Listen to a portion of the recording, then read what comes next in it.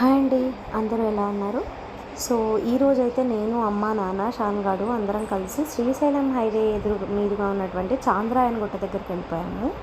So అక్కడ స్వయంభూగా శ్రీ చెన్నకేశ్వర స్వామివారు వెలిసారనమాట.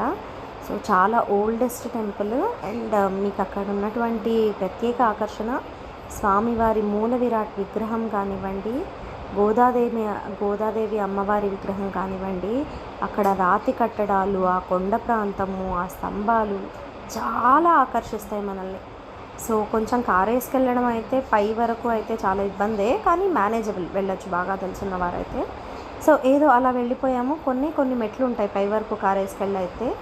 సో ఆ మెట్ల తర్వాత మీకు లెఫ్ట్ సైడ్లో గోశాల కనిపిస్తుంది, అండ్ దెన్ మండపం కనిపిస్తుంది.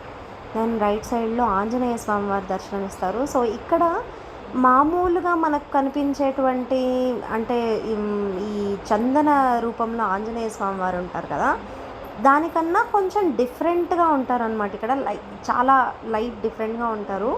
చాలా బాగుంటుంది ఆంజనేయ స్వామి వారి విగ్రహం.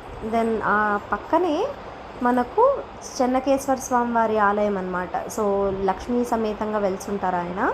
గోదాదేవి విగ్రహం ఉంటుంది అండ్ ఉత్సవ విగ్రహాలు ఉంటాయి, మూల విరాట్ విగ్రహం. సో అసలు బేసిక్గా ఎందుకు ఏంటి చెన్నకేశ్వర స్వామి ఏంటి అంటే, మనకు ఎప్పుడైతే భక్తులు చాలా ఆర్తితోటి శ్రీ మహావిష్ణువుని ఆరాధిస్తారో, సో ఆయన ఇమ్మీడియట్గా ఎలా ఉన్నాను ఏంటి అని చూసుకోకుండా భక్తుల కోసం పరిగెట్టేటప్పుడు ఆయన రూపం, ఆయన అందమైన రూపం, సో అలా కేశాలు చాలా అందంగా ఉన్నటువంటి కేశాలతోటి ఆయన భక్తుల కోసం పరిగెత్తుకుంటూ వస్తూ ఉంటే ఆయన రూపాకారంగా పెట్టిన పేరే ఈ చెన్నకేశ్వర స్వామి. సో చెన్న అంటే చాలా అందమైన, కేశవ అంటే కేశాలు కల, సో చెన్నకేశ్వర స్వామి అన్నట్టుగా అనమాట.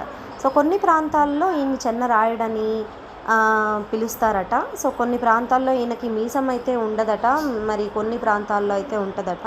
సో ఈ ఆలయంలో అయితే మీసాలతోటే మరి కనిపిస్తారు ఆయన స్వామివారు.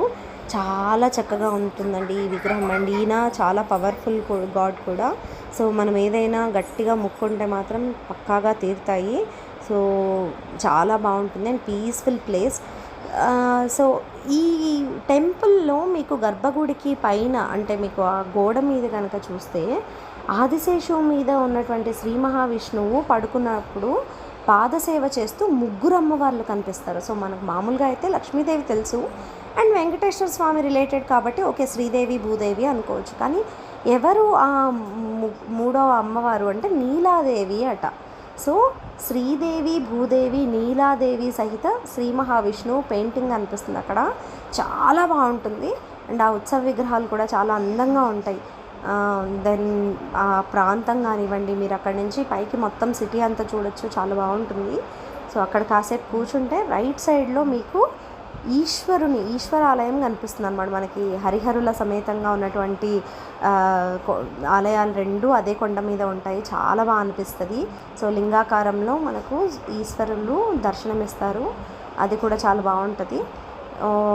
అలా ఎప్పుడైనా మీకైతే వీలుంటే కనుక శనివారం చక్కగా, శనివారం అయితే శనివారం, లేదంటే ఏ వారం అయితే ఆ వారం, సో వెళ్ళి రండి. చాలా చక్కని టెంపుల్, చూడదగ్గ టెంపుల్, వెరీ ఓల్డ్ టెంపుల్.